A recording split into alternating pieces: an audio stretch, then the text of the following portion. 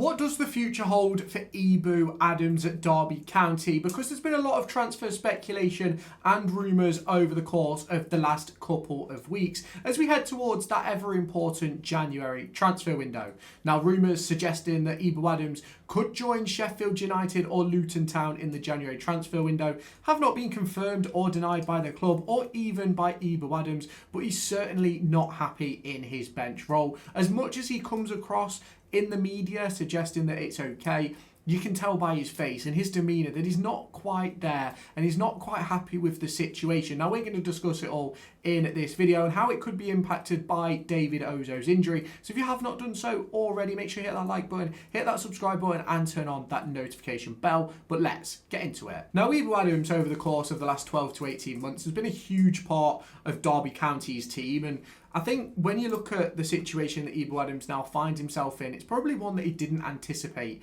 to find himself in, because for me, Ebou Adams probably looks at himself right now as a top quality championship midfielder. Now, I quite clearly don't agree with that. I don't think he's a top quality championship midfielder. I think he's very good defensively, a top quality defensive championship midfielder. But in terms of an all-round midfielder, I don't quite think he's at the top of the pack. I certainly think there's some question marks over parts of his ability, and that's obviously sort of where you have to have that question. Now, in terms of his future, I think depending on David Ozoh's injury, it could be away from Derby County.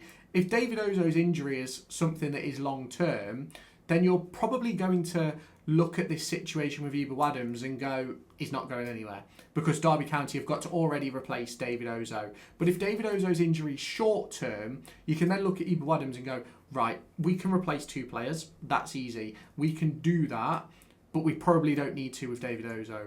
But we're going to have to wait and see in terms of Ebou Adams and David Ozoh and that sort of situation. But I certainly believe that the injury that David Ozoh has suffered has certainly opened up the door for Ebou Adams to stay a little bit longer. Now, I know a lot of people are probably going to be in the comments of this video talking about it and talking about Ebou Adams' future. Why are you discussing this? Why do you hate Ebou? I don't hate Ebou.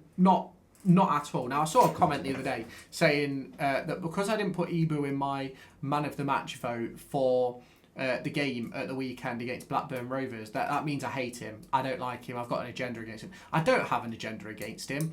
I've had the same thoughts of Ebou Adams since the day he joined the football club to right now. His technical ability isn't there. His defensive ability is top level. And I love Ebou. I think he's a great person. I think he's incredible to have around the building. But he isn't a player that wants to just be incredible around the building. He wants to be playing football. He said that as much when he joined Derby County. I think if you go back to his first interview, I think it was with Radio Derby, he couldn't stop smiling. He was just so happy to be back on the football pitch. And when he's on the pitch, he's smiling. But at the weekend, in recent games, he hasn't been that smiley Ebou Adams. And if he becomes unhappy, ultimately he then will lose that performance level. And that is what happens in football. Happy players are your best players. You want players to be happy. You want them to feel involved. You want them to feel warmed and welcomed by the club. And I think with Ebou Adams, he got that instantly at Derby County. And over the course of the last few weeks, I think a lot of the fan base, not that they've turned on Ebou Adams, not at all. I wouldn't say that in the slightest. But I think the fan base has started to realise Ebou Adams isn't the way forward, and Derby County need a lot more technical ability and a lot more all-round midfielder in that slot. And Ebou Adams just isn't going to be that. I think he turns 30 in January. He is a huge player who has had a big moment with Derby County. And the thing is, if he goes, if he stays, we've got to remember one thing.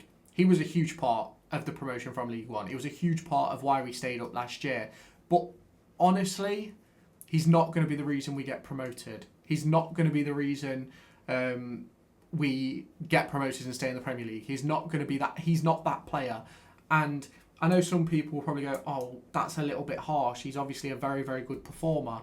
But I think there's a lot of Ebou's game that is lacking. And that's probably the reason why Cardiff City allowed him to go. Now, yes, Cardiff City went on to get relegated, but are their current midfield better than Ebou Adams? I don't know. I'm going to be honest, I don't even know who their midfield is, but you sort of look at that position and you go, Ebou Adams has a lot of quality in the defensive standpoint. If you want to go the other way, you're not quite there, are you? You're just not. And I think at the weekend, I think we noticed that as well. When you look at his ability to keep hold of possession and things like that in comparison to what David Ozoh has done in previous games, it's just not quite it's just not quite the same guy. And obviously they're not the same player, they're not the same even type of player for me, David Ozoh or Ebou Adams.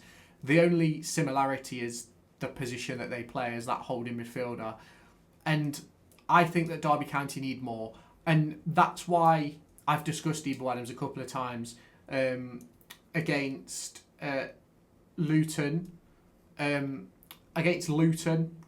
Sheffield United. I think they're good options for him. I think Sheffield United obviously probably the better one. Obviously a championship club as of right now. Obviously that could change. But yeah, I don't know. It is one of those things. It's very much one of those things where the £500,000 with add-ons up to £1 million is definitely well worth it for Ebou Adams. One, he earned us $10 million for the first season in the Championship. He's part of the reason we earned a second $10 million for TV money in the Championship, and he will be part of the reason that we probably battle for playoffs this season, although he won't be the main reason. Now, with the right fee, I think he's gone. Now, I said in the summer £3 to £4 million. I don't think we get that in January. I don't think we get anywhere close to £3 to £4 million if Ebou Adams is set to move on. That's my personal opinion, because he is one of those players where he was at his highest reputation-wise, name-wise, data-wise 3 or 4 months ago. He is not that player anymore. He is not there anymore because he's not playing every week anymore. And as much as he's been involved early doors and put in some okay performances, it wasn't the performances that you remember of Ebou Adams, in my opinion. And I just think that if an offer does come in, Derby County have to look at it and go, we're not going to have huge sell-on value for Ebou any longer than this summer.